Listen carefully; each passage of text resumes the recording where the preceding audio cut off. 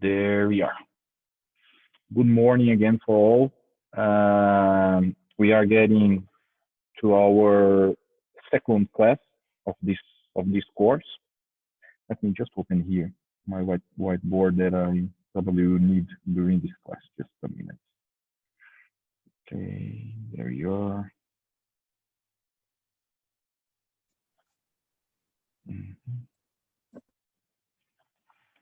All right. We are getting to our second class today. We're going to start with an introduction on logistics and supply chain management first, and after that we're going to talk at least superficially on procurement. Okay, so this is what we're going to accomplish today, getting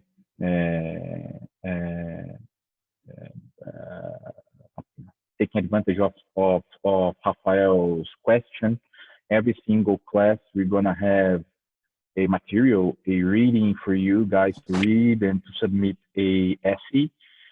For next week, we don't have class, so we don't have any essay, any report, any summary to be delivered. But for the class after the next week, I'm not sure exactly what's the day, but I can check here my schedule.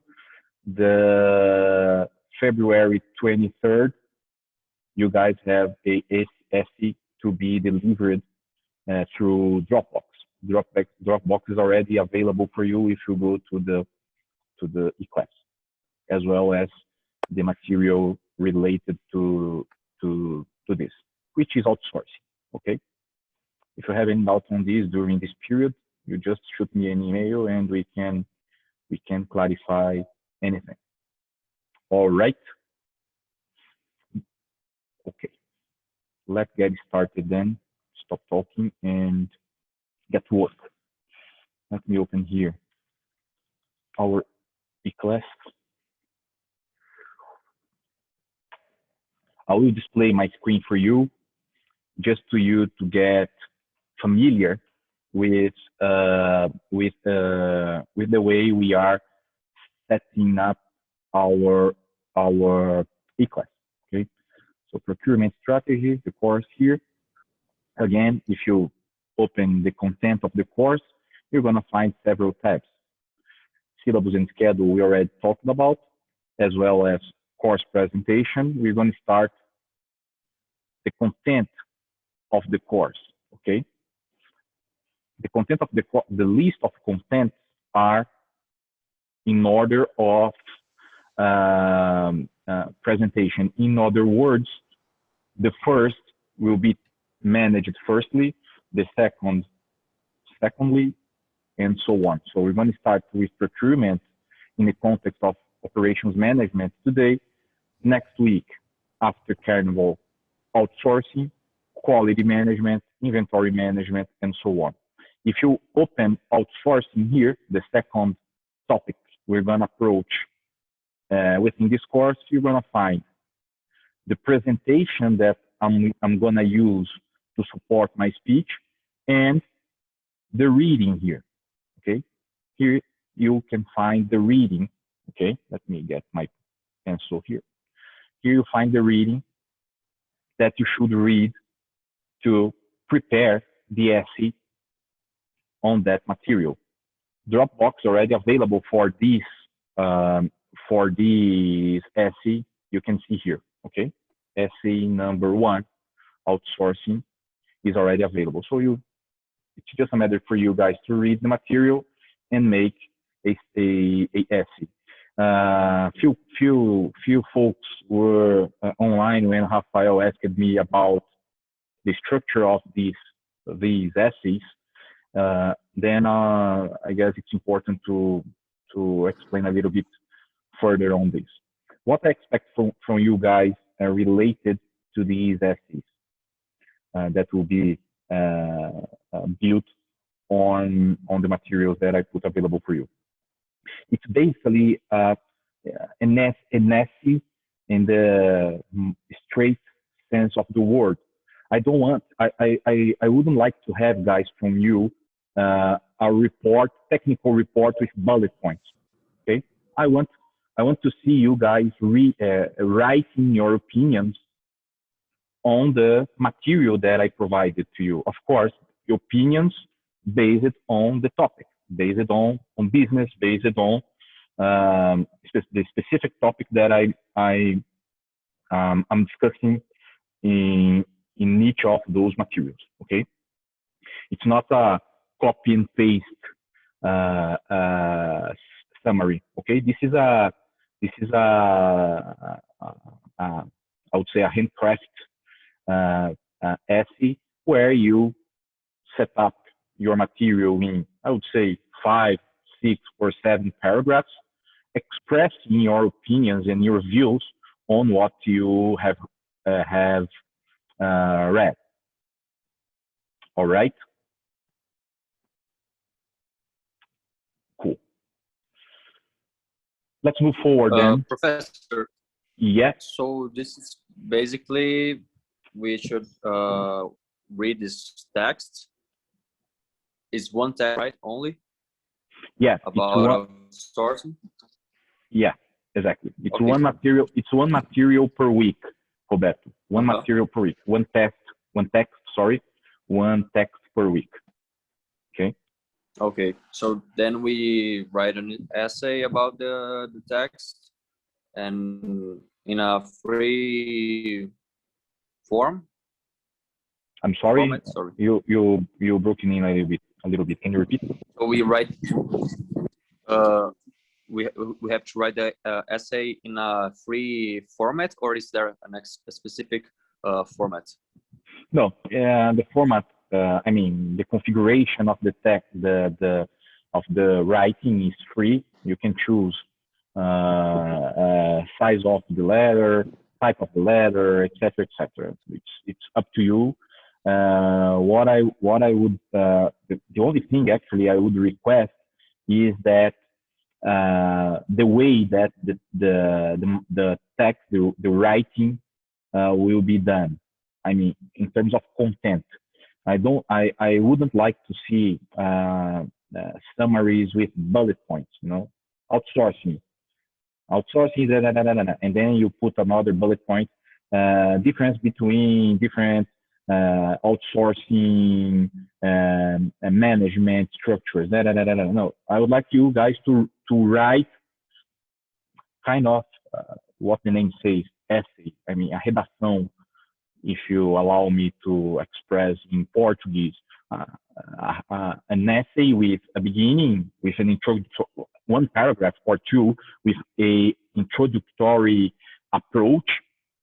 I mean, showing what you understood in general, 2 or 3 paragraphs showing more details on your opinions about the material that you read, and one last paragraph to express the concluding remarks on the material. It's much more generic.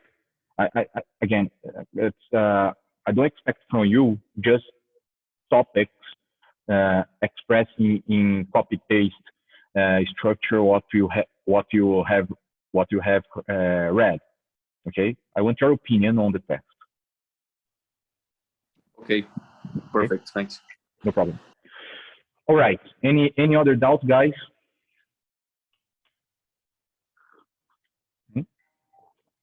All right. So let's get started. Today we're gonna start from the beginning, if you allow me to say like that. We're going to start from the beginning. We're going to try to understand how procurement fits into the operations management, logistics, and supply chain management science. Okay,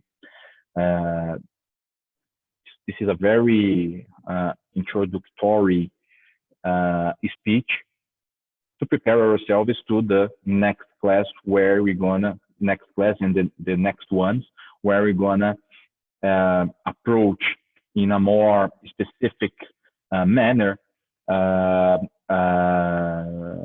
specific topics on procurement. Okay. All right.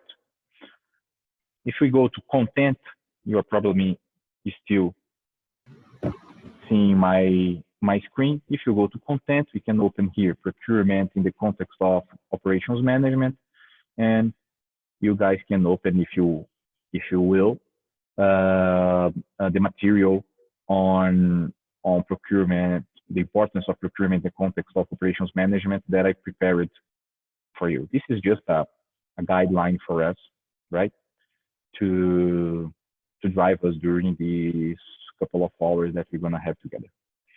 All right. Let me open here. It's already opened. Okay. Presentation. All right. Let me invert here. Probably you're seeing my presentation, right? All right. Yes. Before talking about procurement, guys, we need to recover, or we need to think about how logistics and supply chain management and procurement and stock inventory management, all those topics fit into business management science. Business is a science field. Several researchers study several topics within this major area of business regarding when we talk about from a scientific perspective.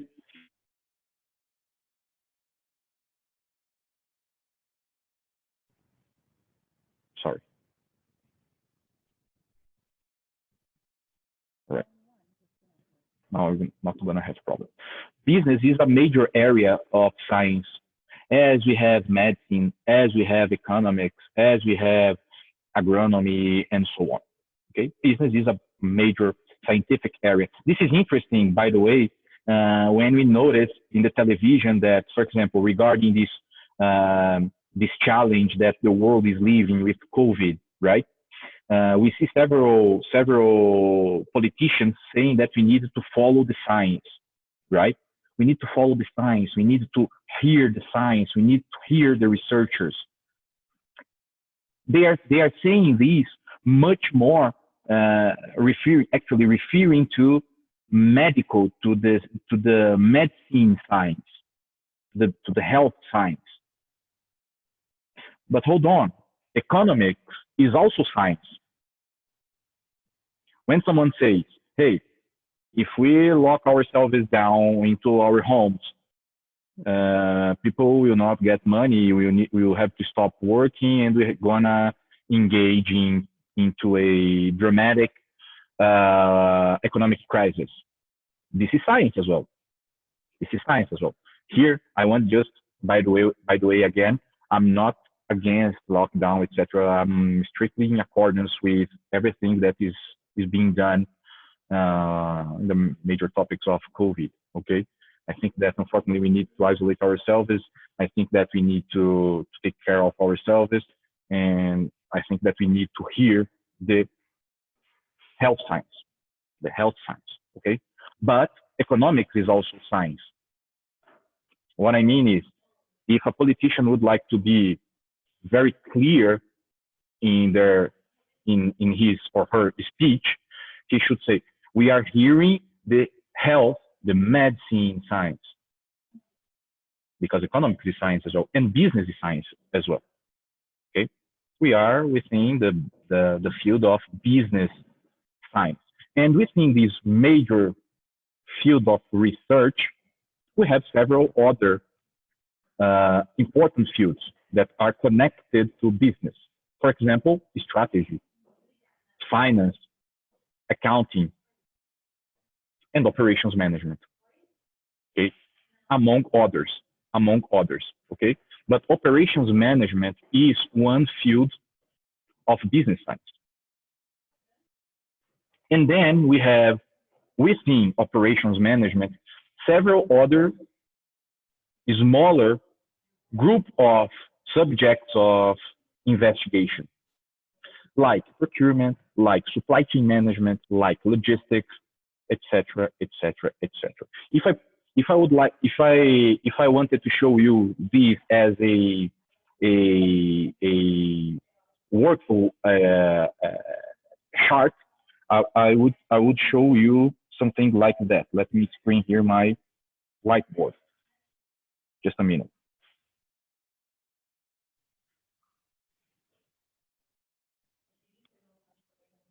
There we are. Oops.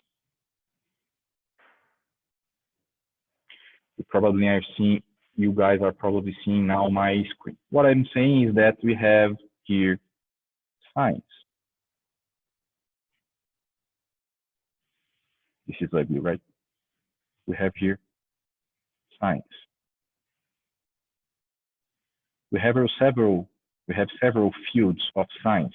I mentioned medicine, and I mentioned business.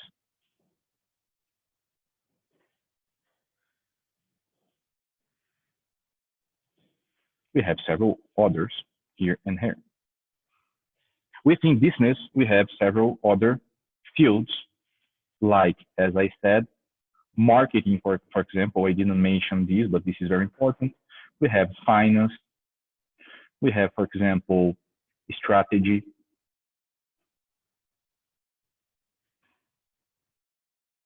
And we have operations management. Okay? If you go down on this, we're going to have into operations management several other types of subjects, like procurement, like logistics, like supply chain management, like production management, like inventory management, etc. Of course, guys, all of these are interconnected. Okay, all of these are interconnected, and of course that the major fields within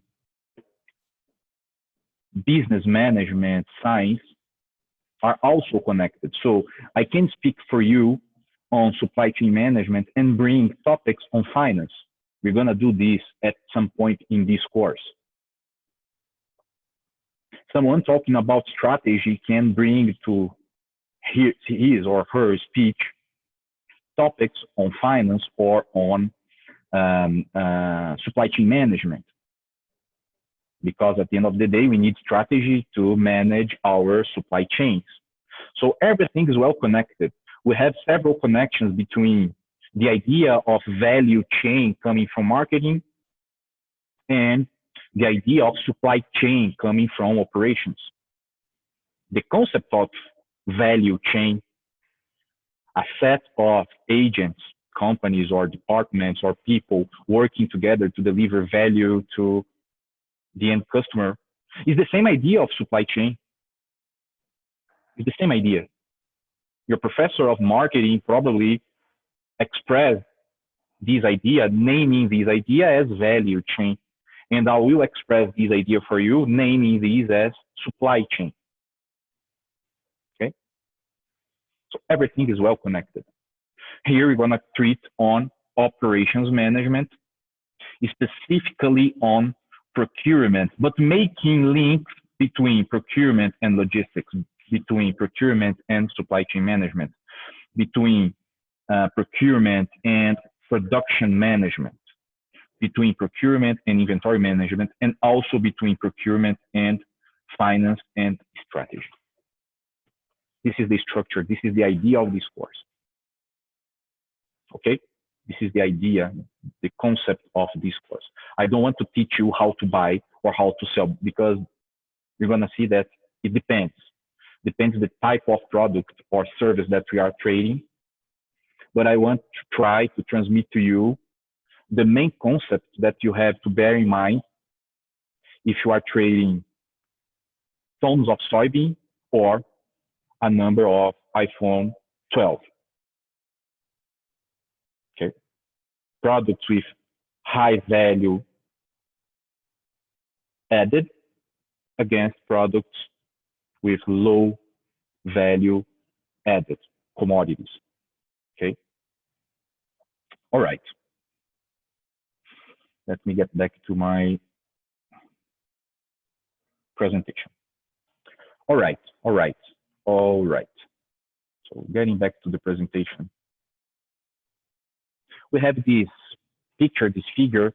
My folks that had logistics and supply chain management already know this picture. It shows what are the fields, the main fields that are encompassed by operations management. We have here supply chain management, maybe one of the most famous topics within operations management, supply chain management. We have production management, inventory management, logistics, project management, pricing. We're gonna speak about pricing in some class ahead. Distribution channel management, which again has a overlap with marketing. Marketing also discusses distribution channel management. Product and service development, process management, quality, information management, and procurement, purchase, buying, compras. Okay? Everything works together to have you guys, me, and everybody very happy when you go to a store, when you go to the supermarket, when you go to a bank and get the product at a fair price and with high quality. Okay? All right. But why? Why do we buy things from each other? Why does it happen? Any of you guys have an idea, a concept, a gut to provide why we have people buying products from each other, countries buying products from each other? Gabriel, go ahead, please. Because some places are more specialized in a specific product or prime material or whatever than others. So let's say that you need a specific type of mineral, you'd probably go to Congo or a specific place in Africa that has a lot of it for a relatively cheap price or something like that. Yeah, that's the idea. Because I will use your speech to say from in another format. Let me just open here the chat because we have 2 comments. Needs and necessity, Juliana and Bruna. Yeah, needs and necessity. But jumping in on what Gabriel just mentioned, countries are specialized, companies are specialized, people are specialized in certain products, certain services. We are good. We are the best in some things that we do, and we are not that good in other things that we do. This concept comes from Ricardo, from economics, and the idea of comparative advantage, saying that, countries, regions, states, they need to work, they need to put their efforts on the things that they are more competitive, and they need to buy what they are not competitive. If you spend time producing things that you are not competitive, you probably will produce more at a more expensive cost than if you just bought from someone. And then we started to have trade. First trading of agricultural products, right? First trading of agricultural products. Let me get my pencil here again. Trade from agricultural products. And after that, as the civilization got more developed, we started to have trade of other products. industrial products. But the fact is, the trading between countries, trading between regions, cities, states, whatever you want, happen because certain agents are better in producing certain products or services than others. And how you move these?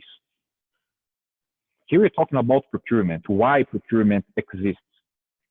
And now we're going to speak about other important topics on operations management that make these possible. Logistics, right? If Europe is not able to produce vegetable protein, in other words, soybeans, for example, they need to buy. They need to buy from home. They need to buy from Americas, from the United States, from Brazil, from Argentina, from Paraguay, from Bolivia, from Uruguay, and so on. If China has 1.6 billion inhabitants and have low capacity to produce food, they need to buy from countries that have weather and soil to produce what they need. They buy from Americas. If Brazil, for example, or if South America has no, except you guys, of course, but has no high-level mind to develop high value-added industries like mobile phones, computers, cars, engines, etc., we need to buy from someone. From Germany, for example, from Japan, from the United States. So we exchange products using logistics. So as soon as we have different needs, we need to have different types of logistics infrastructure to move the products from one point A to point B. Okay? All right.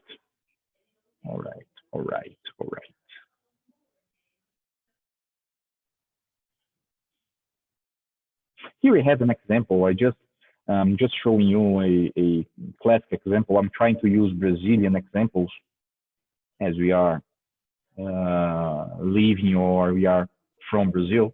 For example, if we analyze the grapes and mangoes industry, fresh products, fruits and vegetable products, we're going to see that Japan, that has no territory and has, I would say, tough weather and soil conditions, they buy simple grapes and simple mangoes that we have here in Brazil, in anywhere you go. They buy sometimes mangoes and grapes and Brazil ships these products to Japan, sometimes using airplanes. Can you imagine the cost of this to the Japanese people to have mangoes and grapes in their shelves in the supermarket, shipping these products using airplanes? What's the cost of this? Probably this is cheaper than producing mangoes and grapes in Japan. Could you imagine how much you would pay in terms of salary to a Japanese to grow a tree of mango or a tree of grapes? I'm not even speaking about land availability, just workforce. Workforce in Japan is expensive because people are, in general, the society has a high level of education. You cannot put these people to manage simple agricultural activities. So for them, it's better to buy mangoes and buy grapes from Brazil, even if you ship this. I'll throw the word to you, Gabriel, just a minute. Even if you ship this by plane, then you have your own production in place. Please, Gabriel.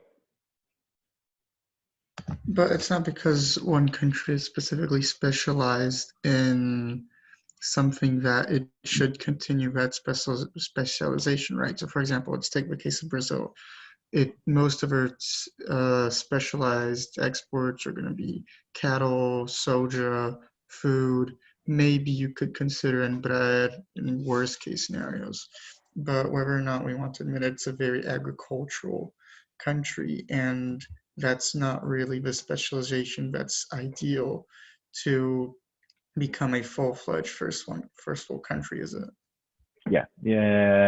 This is a good comment question, because the best is if you can specialize yourself into high value added products, right?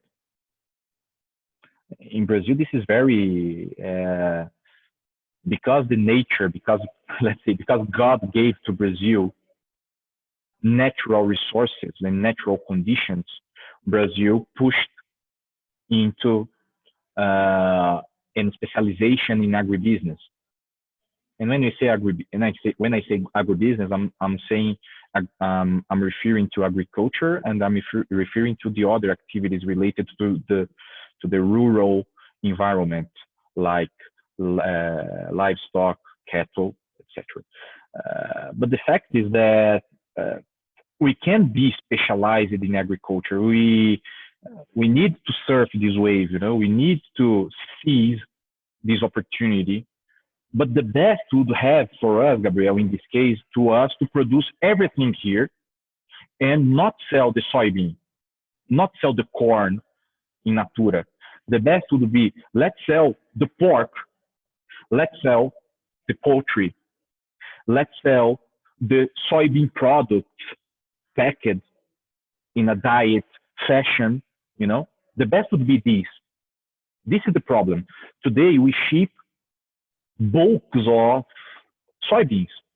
We export last year, I don't know, maybe 90 million tons of soybeans. It's a huge number of ships, of vessels, And this is raw material. This raw material is processed outside of Brazil.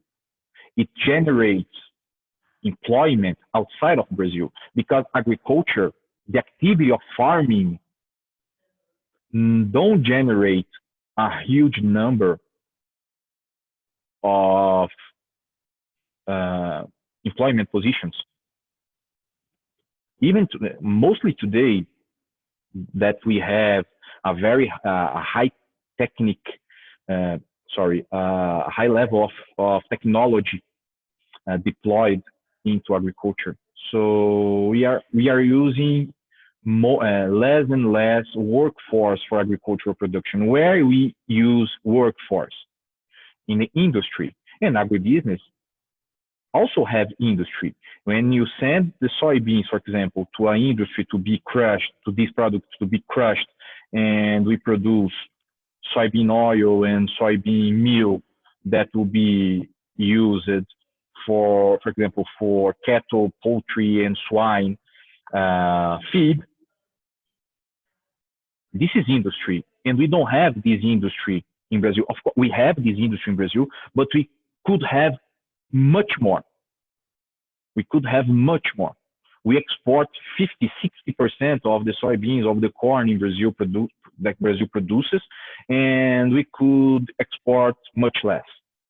I'm just talking about soybeans. We could go to or to other type of commodities, and we would have the same idea, okay, the same perspective. All right. All right. But the fact is that comparative advantage is what makes countries, regions, companies, firms to exchange products. And because of that, we have logistics to make this exchange possible. Okay? All right. Let me erase here.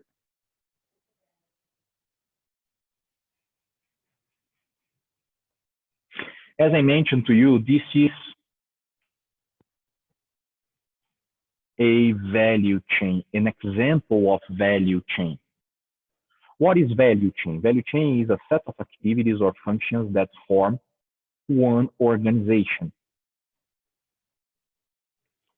A set of activities or functions that form a organization. This is also named, as I mentioned in the beginning of this class, this is also named supply chain. The idea is pretty much the same, value chain or supply chain. They are closely connected to each other. Okay? And what is, in practical terms, supply chain or value chain? Is a set of activities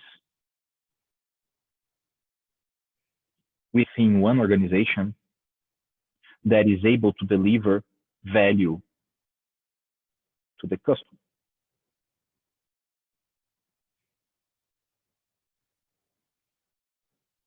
Okay? Pardon my ability to draw, but I like to draw sometimes people in my classes.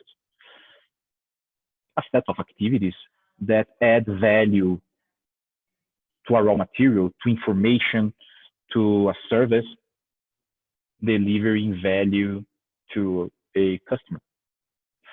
The easiest to understand this is when we imagine an industry, right? The input is raw material, the output is a finished product. But we can see this concept, for example, in the services industry. For example, a hotel. Into a network of hotels, we have several departments working together to deliver what? Service to the client. For example, a cleaned, comfortable, and a special place to people to spend their times at a fair cost. Okay, but remark that we have, I would say, the mainstream of the value chain or of the supply chain. What is the mainstream of a value chain or of the supply chain? The mainstream is formed by the main activities related to production of a product or a service. And here we can mention inbound logistics, operations, outbound logistics, marketing and sales, and services. Pretty much all the companies, they have this type of structure. Eventually, they don't have one or other, but the major part of the firms in Brazil and outside, they have this type of structure. And this mainstream is supported by secondary activities. For example, infrastructure, HR, IT, and procurement. Procurement is fit, according to Porter. This is coming from Porter, Michael Porter's concepts. Procurement is a support, is classified as support activity. Okay, it's a support activity. But look, value chain and supply chain is not referred just to a company. In other words, of course, a value chain and supply chain can be defined as the set of departments of a firm that together work to meet customers' requirements, but also we have other perspective for supply chain and for value chain that I will show you again using my whiteboard.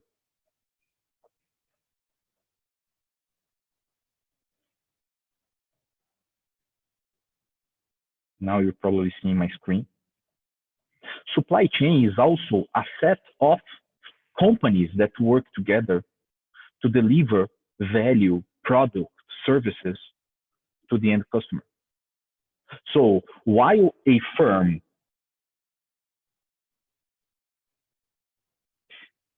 is classified as a supply chain or a value chain because you have several departments, department 1, department 2, department 3, department N, a set of firms working together in a buyer-supplier relationship is also a supply chain, is also a value chain. For example,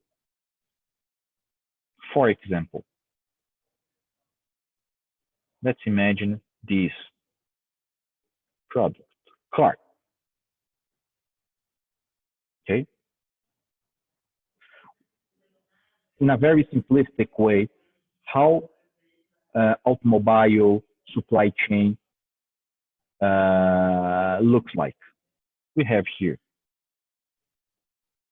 dealer that sells the car. We have here the car industry that supply the car to the dealer. And behind the car industry, we have several suppliers that supply the parts of the car to this guy here to assemble the car. And we also have suppliers of suppliers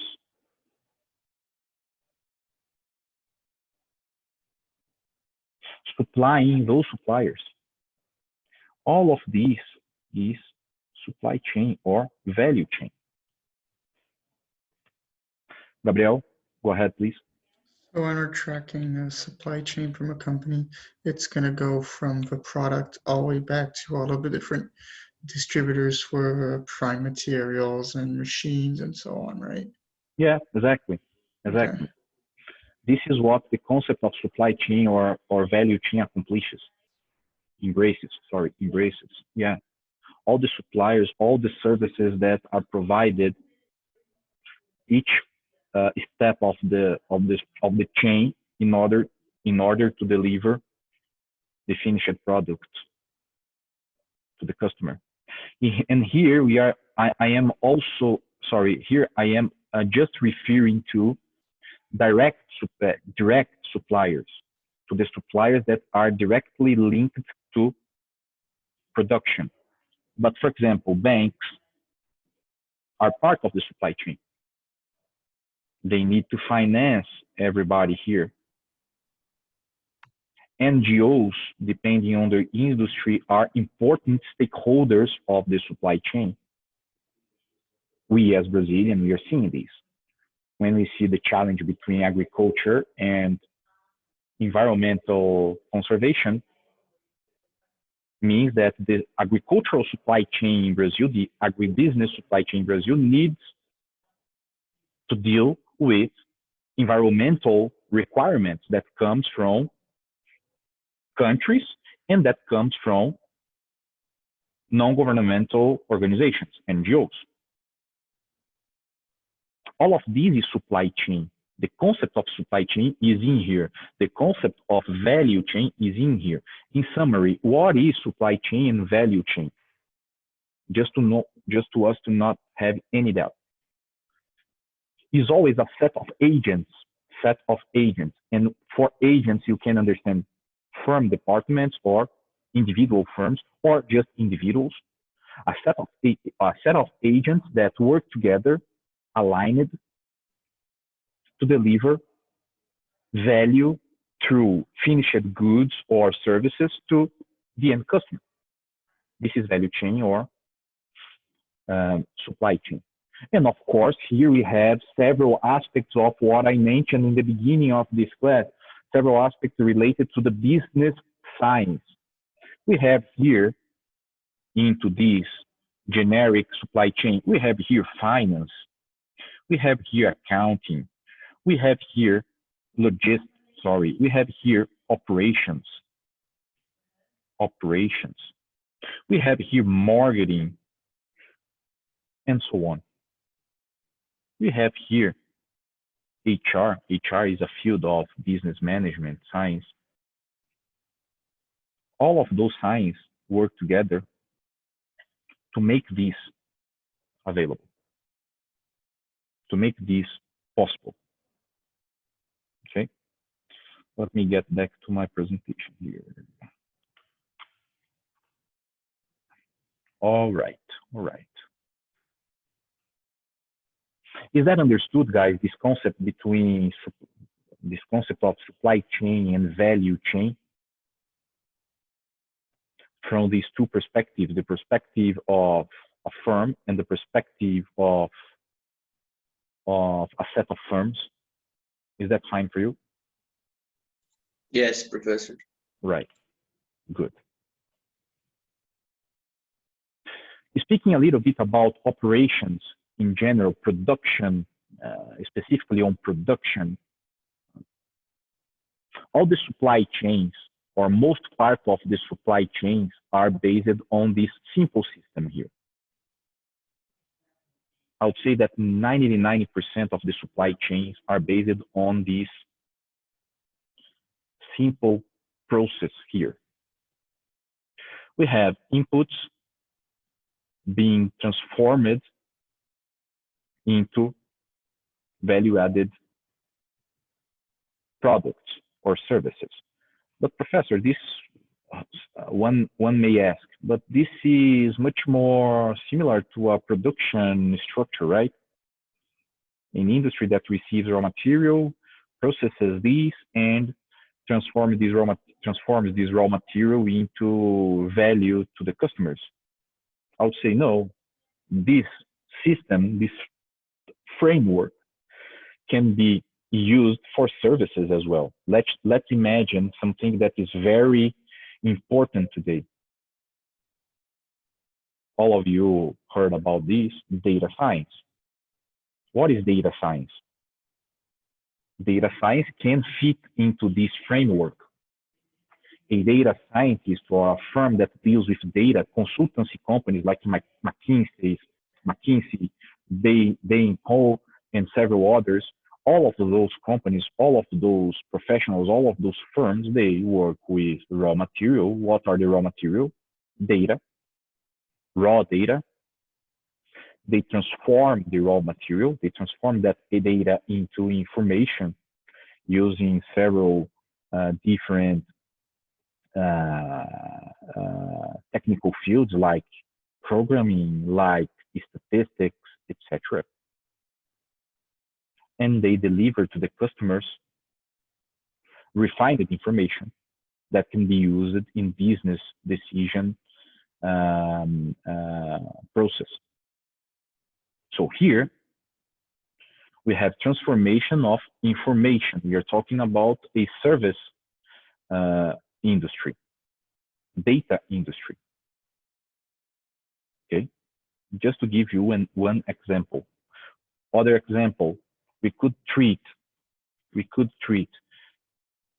the air transportation industry as a framework like this, where we get passengers in the origins. The passengers in the origins, they are raw material. They will be transformed by the airplane travel, and they will be delivered at the destination. And this delivery is value added. When you deliver someone from São Paulo that wishes to go to Salvador, when he arrives in Salvador, he got what he expected, to be in Salvador fast and in comfort. Okay, so every single industry, every single supply chain, every single value chain is based in a process of transformation of raw material into added value. Okay, and regarding the inputs, regarding the inputs, we have basically two types of inputs. We have resources or inputs that we transform, and then I'm using a lot this word, raw material. Raw material is a resource that we transform. Raw material is transformed. And we have inputs that transforms, that make the transformation of the resources that are transformed. For example, installations and employees. We're going to see in the future in this course, and then maybe this becomes more practical, how having resources that transforms make the company more or less competitive from an operations perspective and from a financial perspective. Just to give a piece of this, I can have warehouses that I need for my operation, or physical industry that I need for my operation, without being the owner of this installation. This is good or not for me? We're going to discuss this further on. Okay.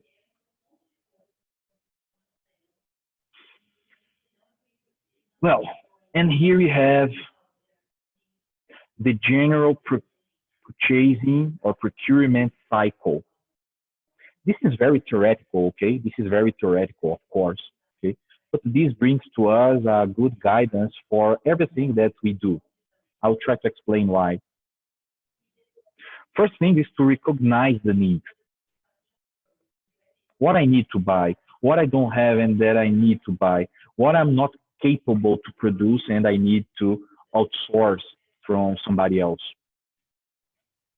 Then I need to specify what I need to buy. Remember, this is a saying that I love in Brazil. If you don't know how to ask, probably you will not get the answer that you want. Okay, so you need to specify what you want. You need to specify in details what you want. This is for every part of our life, since professional life to personal life. In firms, this is high valued.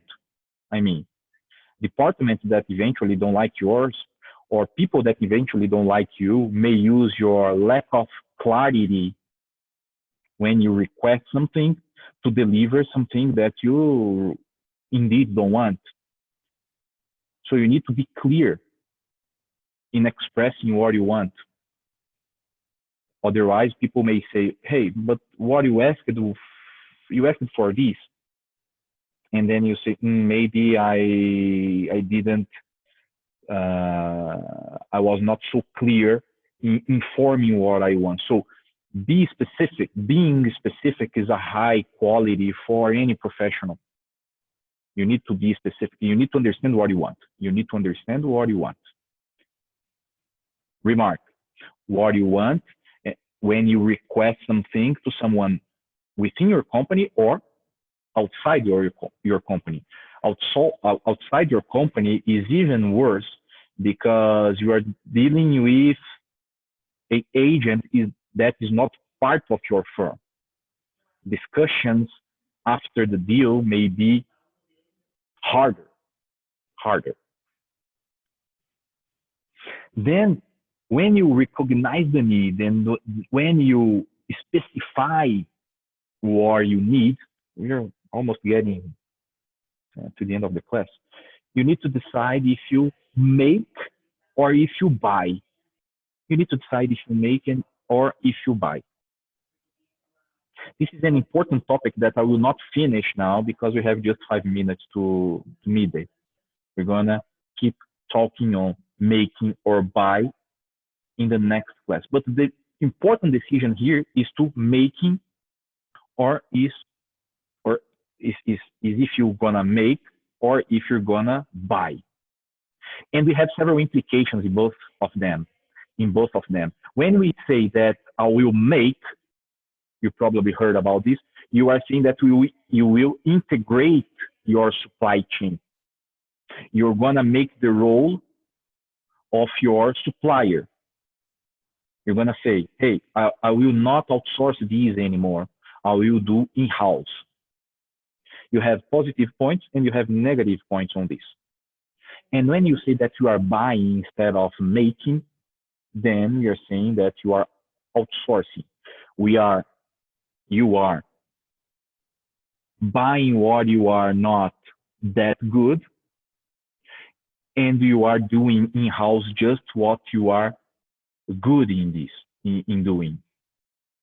You are doing the core business and you are giving to others, to a third party, what you are not good. Okay. Let's stop here today. And next week I finish this explanation. We have 2 more slides, simple slides, and we start with outsourcing. Okay. As outsourcing is linked to this general purchasing cycle. Okay. Let me make the check of who is present and who is not. Just a minute, guys, and then I make you free. Hold on, just a minute here.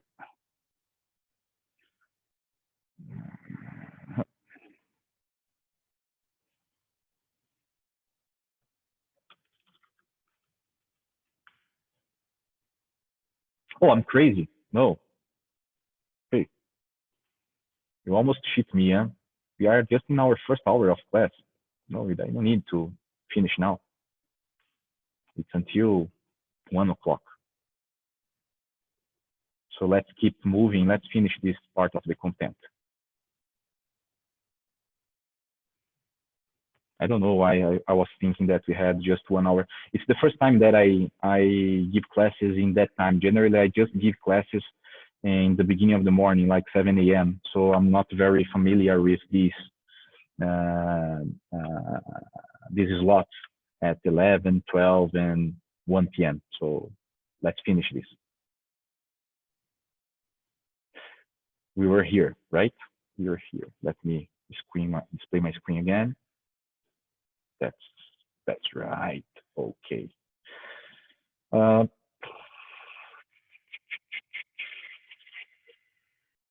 There we are. Then we were talking about making or buy. Okay. Let's develop a little bit more on the decision of making or buying. Okay. The concept of the idea of making or buying, or the decision for making or buying, goes through several aspects, several topics, several nuances. Okay, several topics, several nuances. Let me just adjust here. A minute. I don't see you. Now I see you. All right. We have several nuances when we decide to make or buy. We have several nuances when we decide to make or buy.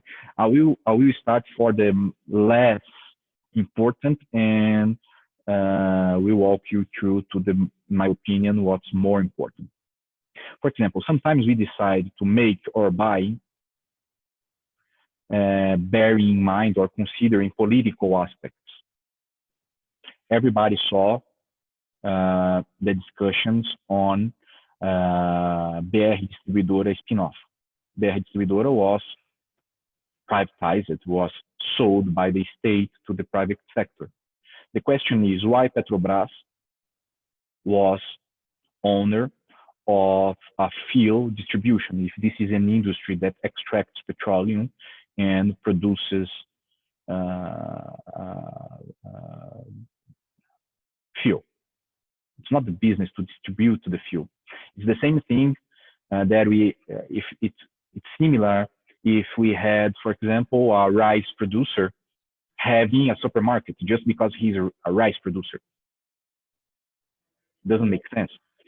His business is making rice, dealing with distribution of rice and other products, engaging in retail, is a verticalization that eventually don't let the producer to enjoy the best of its core, of its competences.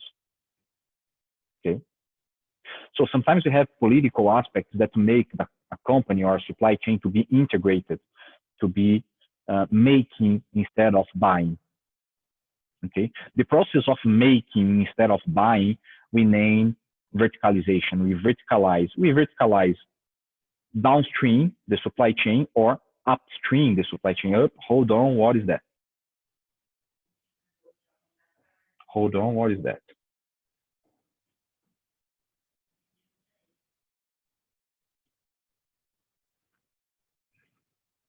Here we have our firm. Okay. Oops. I'm not screening the.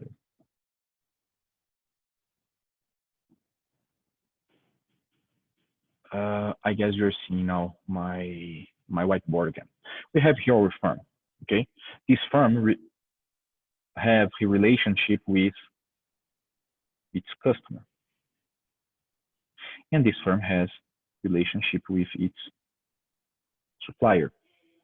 When I'm saying that a firm may verticalize upstream the supply chain, I'm saying that instead of, for example, let me put one additional agent here. Let me put here the distributor, and let me put here the final customer. When I'm saying to you guys that a firm may verticalize downstream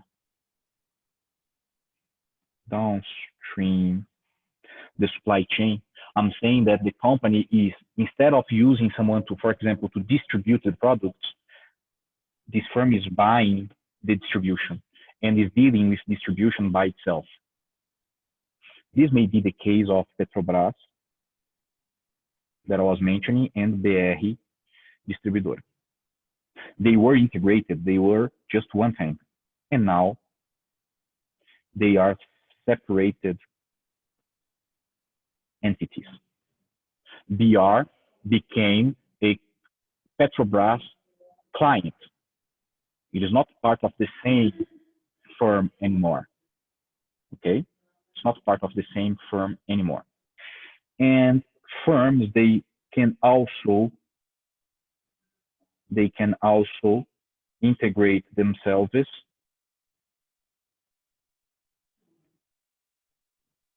upstream. They can buy the supplier. They can buy one or more suppliers. Instead of buying the product, they can buy the entity and bring home the entity supplier. They start to produce the supply they need in-house when they decide to verticalize upstream. Okay. So when I use the word upstream, I'm referring to the supply chain before the firm that we are, or better, when I use the term upstream, I'm referring to all the chain behind the focus company, the more important company in the supply chain. In Portuguese, we say empresa âncora. Okay. When I'm referring to downstream supply chain, I'm referring to what comes after the empresa âncora or focus firm. Downstream, upstream. Regard that this term comes from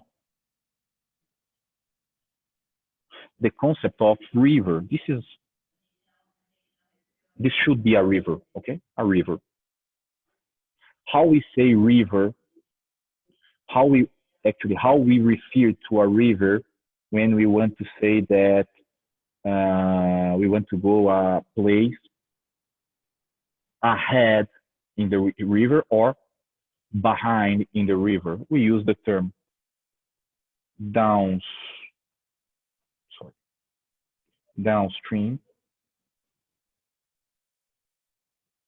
and upstream. In Portuguese, we use jusante e montante. We can use these two terms, montante and jusante, in the context of supply chain and value chain as well. If we are speaking Portuguese, I can say that a jusante da cadeia de suprimentos or a montante da cadeia de suprimentos. In English, upstream supply chain or downstream supply chain. And we can integrate, we can make any activity that is downstream or upstream the supply chain. Let's focus for now, as the concept is the same, let's focus on firms that are deciding to buy or make a input that they buy from a specific supplier. Okay, let's refer to this part of the supply chain, to the upstream of supply chain. What makes, now not considering any political aspect, what makes a firm to buy a product or to make the product? What makes a firm to outsource a product or to integrate vertically and make this in-house? Basically, guys, sorry? Sorry, Professor. I was going to say what's more financially viable. Can you repeat? I couldn't understand well. Is it what's going to be more financially viable? Yes, this is one aspect, Hector. This is one aspect, the financial feasibility or viability. Yes, this is one aspect. Okay. But there is another aspect that comes from one important theory, economic theory, named transaction cost economy, ou teoria dos custos de transação. Everybody heard about this at some moment during your course or during your internship. But let's go a little bit deeper on this concept. Watt Williamson, that is the author of this theory, by the way, he is Nobel Prize in economics because of this theory. What he says about supply chain and about procurement under the umbrella of transaction costs. Look how interesting it is. Look, he says the following. If we are buying, we are the focus company and we are dealing with our suppliers, okay? If the product that we are buying, is a very standard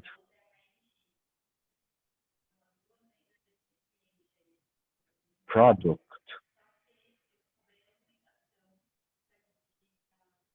if this product has very well defined specifications,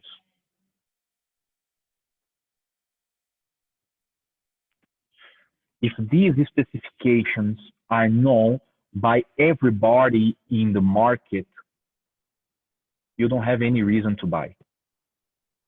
And if this product is highly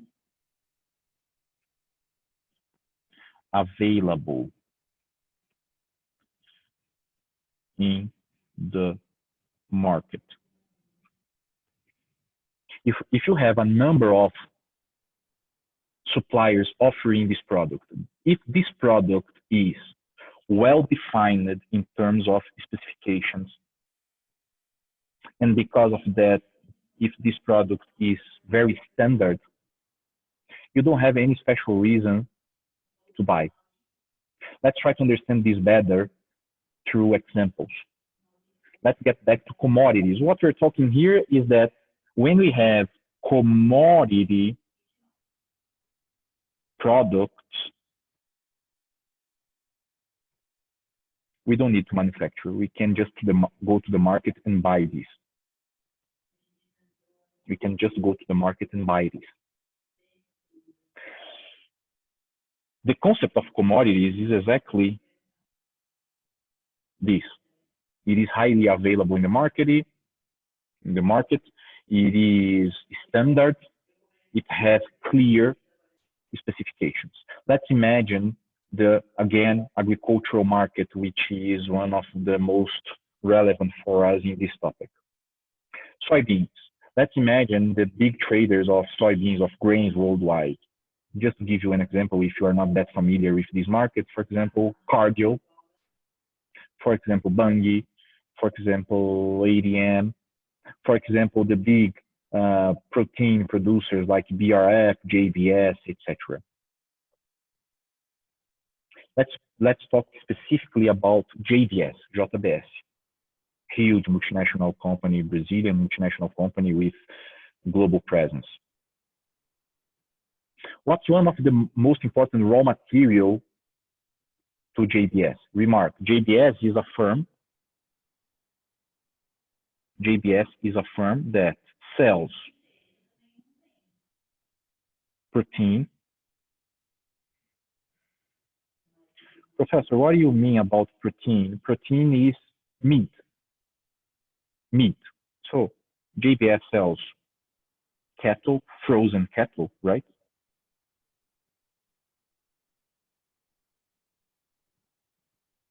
Poultry, etc. All of these frozen products that we buy in the supermarket, picanha, piece of poultry, wings, and etc. All of these is manufactured by JBS. JBS has an interesting supply chain. They have farmers that supply JBS with the alive cattle or poultry. And those farmers here, they are supplied with raw material. One of the most important raw material for farmers to make the poultry, to make the swine, to make the cattle fat enough to be sold to JBS is corn. Remark, JBS, or a question for you, is JBS the owner of the farming activity of growing cattle, poultry, and swine? No. No. Although cattle, poultry, and swine alive is core for them. It's core for them, right? If they don't have this raw material, fortunately or unfortunately, I mean, I'm not getting into the aspects related to the type of food, but in this case, those animals here, they are raw material of this industry, poultry, cattle, and swine. The alive animals, they are raw material of JBS. And JBS doesn't integrate it vertically to have these guys on board. They buy from them. Why? Because we have, first, well-defined specifications for cattle, for poultry, and for swine. When JBS or BRF buys cattle, swine, or poultry, they have standard specifications. The specification is the same for all the industries that are here, and the farmers know that, and they produce these products according to the specifications of the market. Everybody is aware about the rules. Everybody is aware about the rules. And how about the corn? Is this farmer corn producer, or corn is also provided to JBS. Let's consider this relation here, because JBS sometimes buys young cattle, young poultry, and young swine, and then make the process of making them fat enough to be transformed into frozen products. They make this process of making them fat inside JBS installation. So JBS buys a lot of corn in Brazil. It's an important raw material as well. Is JBS a farming company? They have farms that produce corn? No. They buy from the market as well. They buy corn from the market as well. Why? Because Brazil has plenty of corn. Standard. A bag of corn of 60 kilos of corn is the same in São Paulo, in Mato Grosso, in Paranaguá, in China. It's the same specification. I mean, the same limit for threshold for moisture, umidade, the same threshold for impurity, impurezas, the same threshold for damaged grains. So this is a standard contract. This is a standard set of specifications that all the market knows. All the market, not only in Brazil, but worldwide. When a Chinese buys a vessel of soybeans from Brazil with 75,000 tons of beans, of soybeans, they know exactly what they are buying from Brazil. They are buying a bulk of soybeans with specifications A, B, C, D, and E. And this is what they will receive there. And they could trade this there if they wanted, because the specifications are the same. So in general, guys, aspects, you don't need to make something that is available and standard in the market. You don't need to buy, you don't need to make, you don't need to integrate vertically to own, to be the owner of the supplier if you have a product that is highly available and standard in the market. We have exceptions though. Everybody knew about the trade war between the United States and China over the last 2 years, right? Everybody heard about this. Well, look, the United States with Brazil is the main agricultural producer in the world. China is the main agricultural taker in the world, agricultural buyer in the world. Just from Brazil, they buy 80% of the total grains produced. And prior to the trade war, they had two different markets to get supplied. They could buy from the United States, or they could buy from South America, from Brazil and Argentina. As soon as Trump started to create commercial barriers against China, China saw a problem. They said, hey, I was using economic theory, the transaction economics theory, to buy soybeans from Americas instead of making soybeans.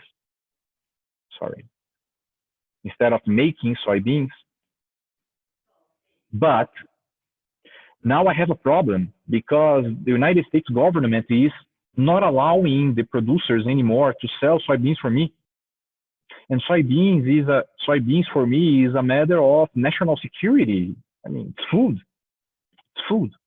What they've done in the last years, they integrated vertically upstream the supply chain. China just bought soybeans to be processed in China, in the industries in China. Now they are in Brazil, they are in Argentina, they are in the Americas in general, buying the soybeans from the farmer. Before, they just bought the vessels in the port. Someone bought from the farmers, took the soybeans to the port, and in the port, they made the trade.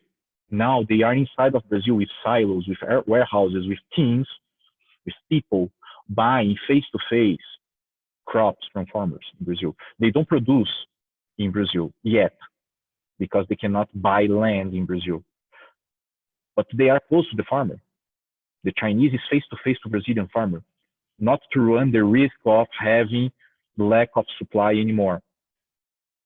So this type of conjuncture, this type of scenario makes the economy of the supply chain, the rationale of procurement to be sometimes put aside, as we have a matter of national security. What are other products that we can easily buy in the market instead of making? Fuel, gasoline, diesel, etc. You don't need to have your own gas station, and you don't need to.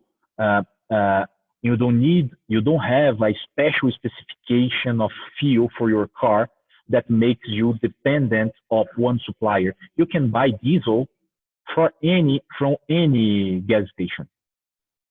Let's exclude the fact that sometimes gasoline, ethanol, and diesel are not, let's say, pure. Let's consider that all of these is pure. If they are pure, 100% pure, the specifications are exactly the same: moisture, content of octans, purity, etc.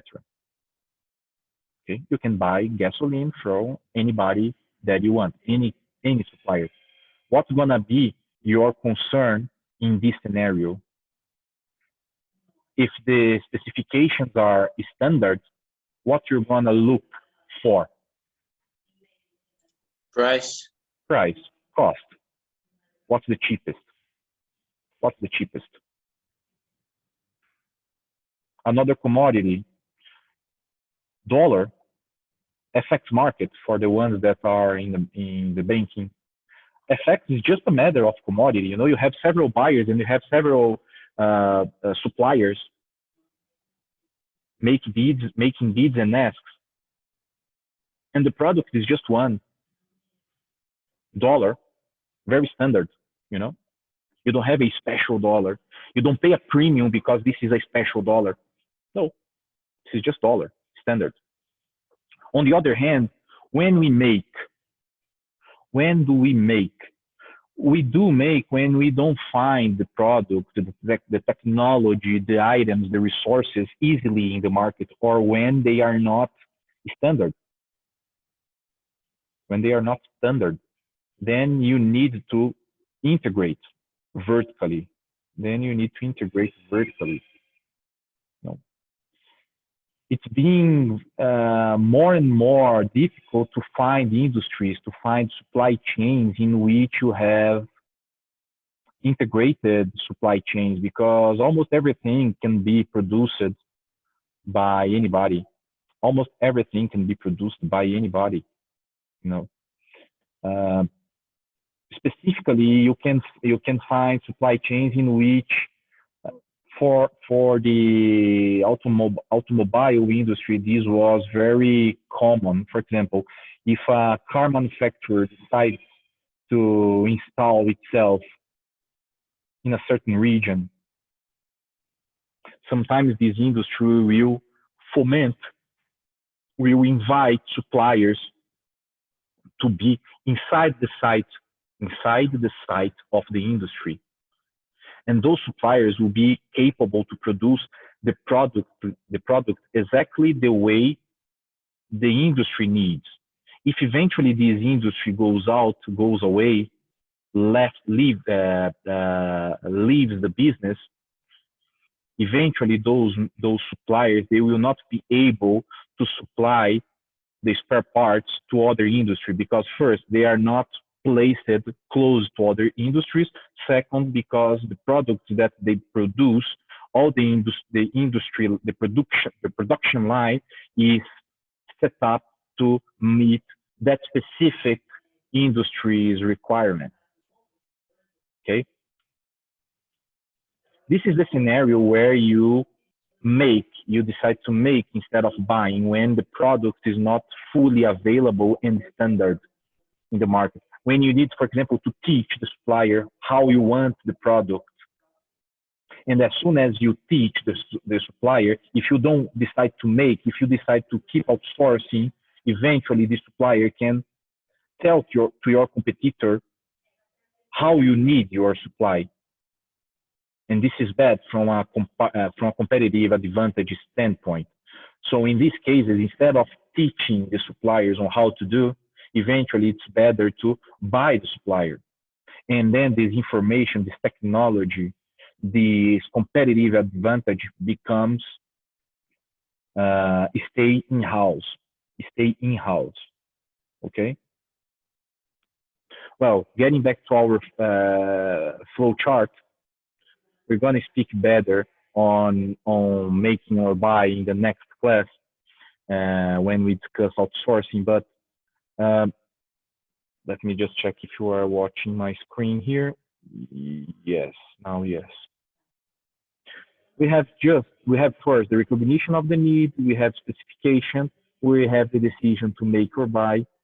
If we decide to buy, we have to identify the sources, how the market works.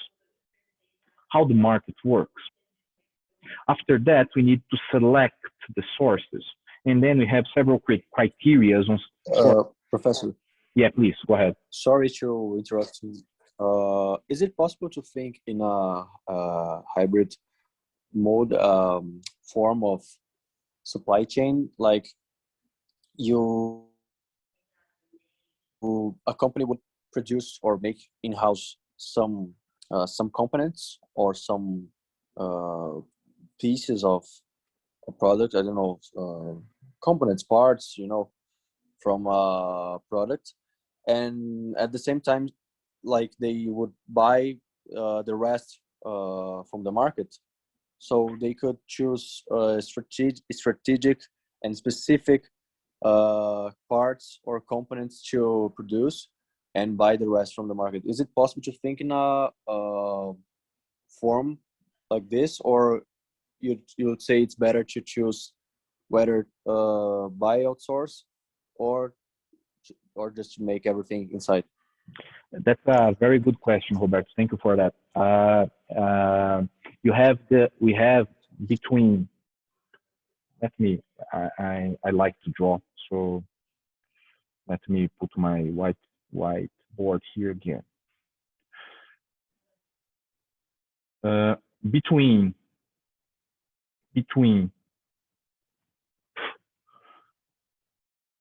let's imagine a spectrum, right? Between making and buying, we have several hybrid models here. Those hybrid models can be exactly like you mentioned. For example, I can produce in-house part of my needs of a certain product and I outsource the rest of it. So I have my internal production to make sure that the supply chain will never disrupt. I will never have a disruption in my supply chain because I have production in-house. But I also use the market to outsource these products when this market gives me opportunities. What are opportunities here? Opportunities is the chance to buy cheaper than producing in-house. Ultimately, you could produce this raw material in-house, sell this more expensive to a competitor, for example, and you could buy cheaper in the market if you find these opportunities. And this is not that uncommon. This is common. So we have, yes, answering your question, the hybrid model. But we have several types of hybrid model that I will develop further in the next class in outsourcing. But just to give you a tip on this, I mentioned over your comment that we could have hybrid model like that. I produce in-house part of my needs and I outsource these in the market. But I could have other different type of hybrid model. For example, I don't need eventually to buy my supplier, to verticalize my supply chain. I can have a long-term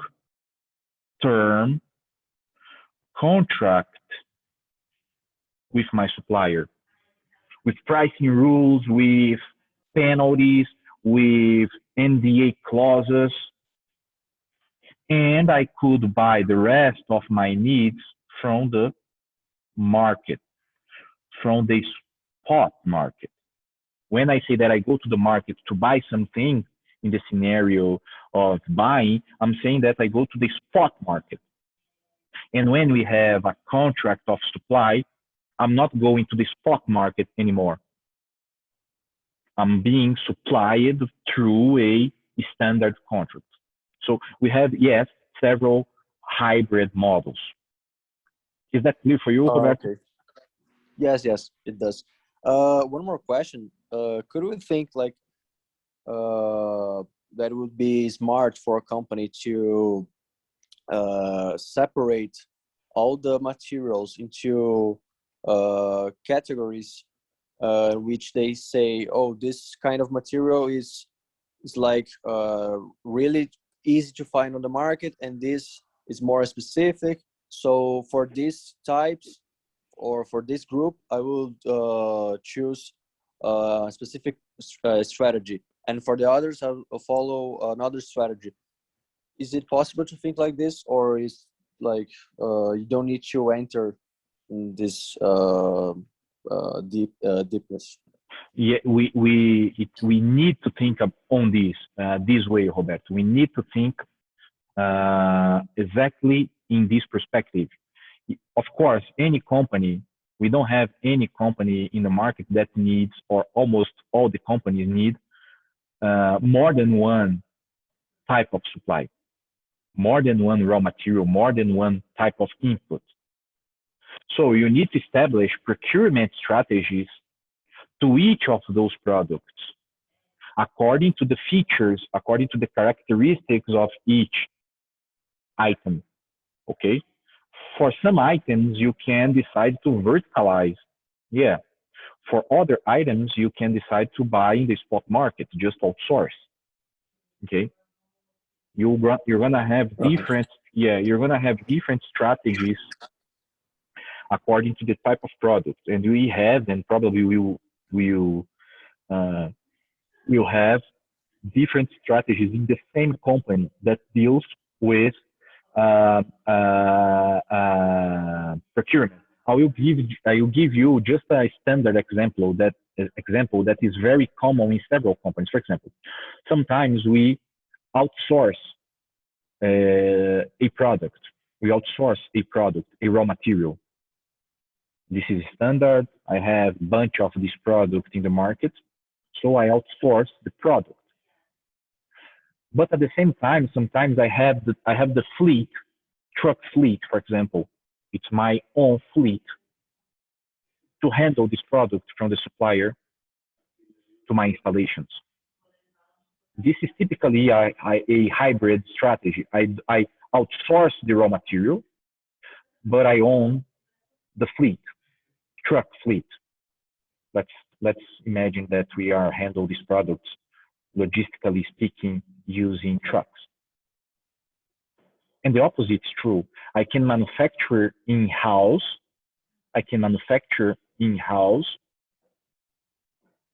And eventually I need to buy the raw materials for that product that I use as raw material from a third party, using a third party fleet. I can go to the market to hire the truck, the fleet that will move these products from the installation of the supplier to my installation. When this product arrives to my installation, I manufacture the input that I need, that I verticalize it, and then I use this input, this raw material, this product as input to another industrial process. At the end of the day, we have several fashions to set up our procurement strategy, okay? All right? Thanks. No problem. No problem. You're very, very welcome. Right. Let's move to the to the end of the class. After after source selection, all of these guys we're gonna develop further next class. Okay. Mostly, we're gonna talk a little bit more about making a buy. We're gonna make a refresh. We're gonna discuss source identification, source selection, contracting. Okay. So after source selection, we need to decide how to hire the supplier. And we have several types of contracting. We can contract with a simple contract. We can have a very big contract bringing all the details of the deal, of the specifics of the product, etc. We're going to see in details further on in this course. After that, we have the contract management, which is very important, mostly if you have a long-term contract for supply. If I have a long-term contract of supply with clauses of minimum volumes, with clauses of pricing, I need to have someone managing this contract, checking, for example, if the supplier is delivering according to the specifications that are specified in the contract, if the volumes that they are delivering is in accordance with the contract, if the pace is very important. The pace is very important for bulk products, for example. If the pace in which the supplier is delivering is in accordance to what the contract says, for example, I can hire 30,000 tons from a supplier, 30,000 tons of anything from a supplier, and I can say to him, hey, I need 1,000 per day. This is one thing. If I don't say that, he may choose, for example, to deliver me everything in the end of the contract, in the end of the period, in the end of the month, or in the beginning of the month. In both cases, I will have problem. If he delivers me in the end of the month, eventually I will not be able to have raw material because he didn't deliver to me. And eventually I will need, for example, to stop my industry. If he delivers me everything in the beginning of the month, eventually I don't have space to warehouse this. So the pace that we establish in accord within the contract is very important for a firm. We need to have a contract manager, which is generally the procurement manager, to manage this. Okay. Pricing is the same thing. Again, if the contract is long-term contract of supply, we have probably pricing clauses that will make the price change month over month. We need to check if the variables that compound that pricing clause is being well treated between both parties, between the supplier and between the buyer. Okay. We have receipt and possibly inspection. So after we receive the product in our facility, we need to check if what we received was what we have contracted, we have bought. Payment, we're gonna develop this in details. How we're gonna pay how we're gonna pay our suppliers, depending on the strategy of payments. We're gonna, for example, run more or less risk. We're gonna spend more or less cash. We're gonna need more or less funding. And you can tie more or less your supplier. Okay. And lastly, we check the fulfillment of the need. Okay. All of these have met my needs. I'm fully satisfied with what I received at the end of the day. This check is important. If you are, you can keep your supplier network. If you're not, eventually you need to change your suppliers. Okay.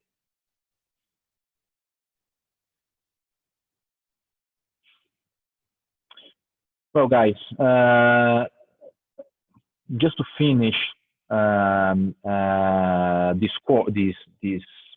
this class today, just an additional introduction concept for you.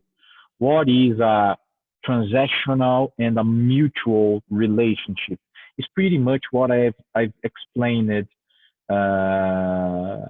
up to now. When we have a commodity product, when we have a standard product, and then when we don't have any commitment with the supplier, in other words, when I did something and I just go to the spot market and buy it because I have plenty of products, enough volume being offered by the suppliers, and the features, the specifications of the product is pretty standard, we tend to create a transactional relation between buyer and supplier. We just exchange money for work or for product. We don't have any special after deal. We don't have any special treatment to be made post deal. You make the deal in the spot market. You close price, volume, and date of deliver, and that's it. You get paid or you pay. You get the product in the expected date, and you don't have any other discussions with your supplier or with your buyer. A mutual relationship is pretty much different. You have between buyer and supplier a constant exchange of information, efficiency, commitment, technology, confidence, support. Just to give you an example, one of the cases that we're going to discuss in this course, at the end of this course, is about Toyota. How Toyota used to manage its supply chain. And Toyota's idea was fantastic. I will not give you a spoiler here, but just to exemplify this, Toyota created an environment of information exchange, information sharing with the suppliers in order to make the suppliers to understand and to learn what Toyota wanted in terms of technology, in terms of quality of products, of the spare parts, in terms of price, etc. And Toyota used its expertise, technology, and team to teach the suppliers. In other words, Toyota opened the book of knowledge of Toyota to the suppliers. And the risk here was that suppliers could learn everything and use this knowledge to sell to the competitor, to Ford, to GM, or to any other car industry. But the fact is that Toyota supplier became so happy to learn and to get more money because they could meet Toyota's requirement and get paid accordingly, get premiums for quality, etc. They got so happy with the system that they simply didn't betray Toyota. This is a mutual relationship where buyer and supplier work together in a constant basis to develop. Okay? And my dear folks, that's it for today. That's it for today. I'm glad that we could finish this introductory part of the course. Next week we're gonna talk on, as I said, procurement. Okay, we're gonna talk. Sorry, not procurement. On outsourcing. Next week we're gonna talk about outsourcing. Okay. So you guys read the material, make the essay, upload this for me, please, until February 23rd, 7 a.m., okay? Let me check the presence here, guys, from you, of the folks that have been in class, and then you can go. Professor, one question. Yeah. We don't have classes next week, right? Because of Carnival. Yeah, exactly. Although we don't have officially Carnival, we're not gonna have party. Our school kept the schedule, so we're gonna have holidays next week. Okay, thank you. No problem. We're gonna meet again just on February 23rd, 2 weeks ahead. Okay. Let me just make the check here, and you can go, guys.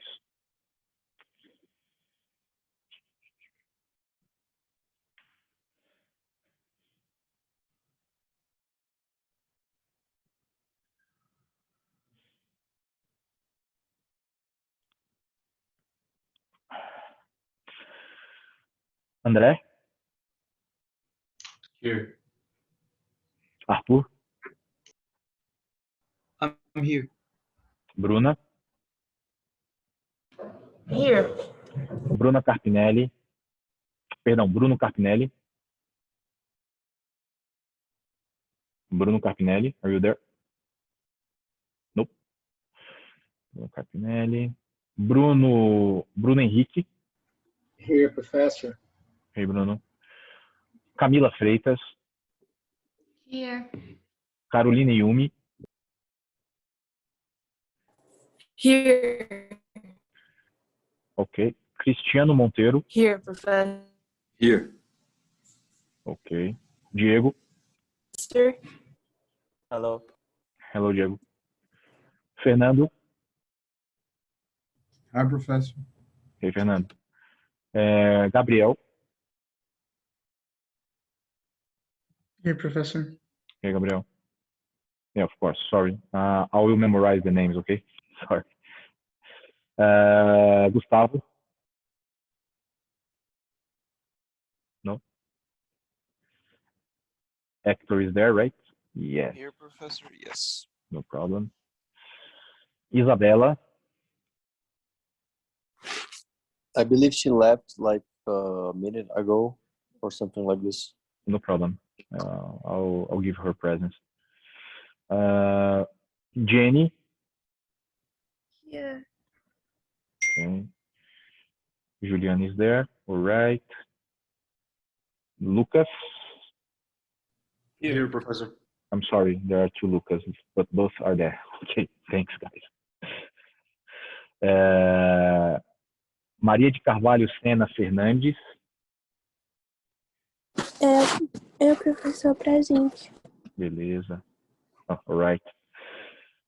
Maria Eugênia Moretti Noronha. Maria Eugênia, tá por aí? Here. Ok. Oi. Ok. Maria Luísa. Here, Professor. Right. A Marina tá aí. Marina is there. Ok.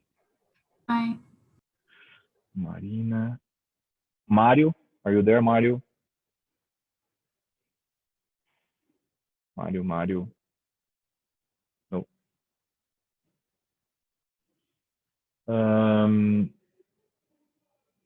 Matheus Barros. Here, Professor. Right. Matheus Guedes. Here, Daniel. Okay. Rafael is there. Okay. Renan, are you there, Renan? I'm here, Professor. Perfect. Robert is there. Victor. I'm here, Professor. Hey, Victor. And William Umada. Here, Professor. All right, guys. Thanks for your time. I hope you have a very, very nice week. And take care in the carnival, okay? And take care with COVID. We see you on February 23rd. Thank you, Thank Professor. you. Professor. Thank you, Professor. Bye bye, guys. Thank you, Daniel. Bye bye. Professor, bye-bye. Bye. Bye. Professor, bye-bye. Ciao, ciao, guys. May I ask something? Lucas, of course. Yeah. Okay, thanks. I was in a doubt if suppliers in the mainly in the agricultural sector, if they were used to establish long-term contracts with frigoríficos, for example, because I don't think they would transfer the risk like for their own accounts. An example, if they're supplying to a cattle a distributor. Yeah, we have several scenarios actually, Lucas. Let me just give you two examples to try in order to try to illustrate here. When we talk about, for example, grains market, soybeans or corn, that's, any type of trade. For example, when a farmer or a cooperative is selling corn or beans to a trading or to JBS, for example, to a meat processor, generally they don't have any type of long-term contract. They can have, but it's not that common. The name of those contracts in the market, in the agricultural market, in the grains market, is frame contract. When you set up the volumes, for example, hey, BRF used to do this with soybean meal, farelo de soja. They say to the suppliers, hey guys, I need fixed volumes per month. I need fixed volumes per month for 12 months. Just the volume, not the price. Not the price. Then you have a clause for price. Then this clause is generally made, is formed by some variables. For example, price in CBOT, in Chicago Board of Trade, Bolsa de Chicago, premiums in the market, and FX, and logistics. We have generally four main variables: logistics costs, FX, Chicago, and premium at port. I mean, they probably, when a supplier sells soybean meal in the internal market, they want to sell above the export parity. Because of that, they need to have the premium at port. With the premium, they know how much the export is paying, and then they can sell a little bit higher. So if like JBS wanted to transfer the risk of valuing the resources, for example, soybeans or corn, they would have to like operate with derivatives, for example. Is that an alternative? They have to operate like future contracts in the market. Yeah, it's an alternative. I mean, always they will operate in the future somehow, because they need to hedge the positions. For example, all the players, they are buying soybeans and corn all over the year. I mean, to different dates of delivery. For example, I can be in the market now in the name of JBS, buying corn in the market today to be delivered in September this year. I can do this. He is already fulfilling the needs of the factory for September, August, depending. He is looking all the market curve. When he buys for August or for September, he has two options. Or he buys flat price from the supplier. Hey, I want to buy at 50 reais per bag.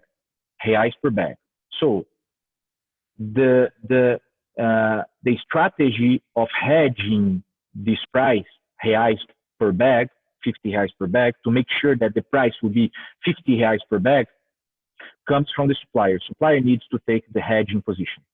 He takes the hedge in Chicago and he takes the hedge in B3 for FX. But sometimes the JPS wants to make the hedge. He just wants to guarantee the volume. He says to the supplier, hey, I will pay you $10 per bag, $10 per bag. As soon as he says that he will pay $10 per bag, he needs internally to make, for example, the hedge of the FX to make sure that dollars per bag will be reais per bag in September. So depends again the type of deal that we are discussing. Okay, depends on the deal.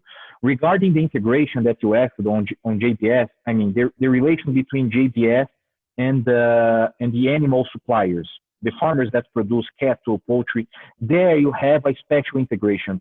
I was simple in my explanation, but generally DRS, DRS, or JBS, they don't own, they are not owner of the suppliers, but they tie the suppliers. Basically, they give financing to them. They say, hey, you don't have financing to produce poultry or to produce cattle, right? I don't have, because generally they are small, etc. So I give you financing. I will pay you in advance, and then they tie the guy for months. This is the way they tie the guy. Interesting. Yeah. We can explore this better. We have in agribusiness we have all the modalities of procurement you can imagine, and all the risks possible. That's very good. Thank you, Professor. No problem. See you. Yeah. Bye bye.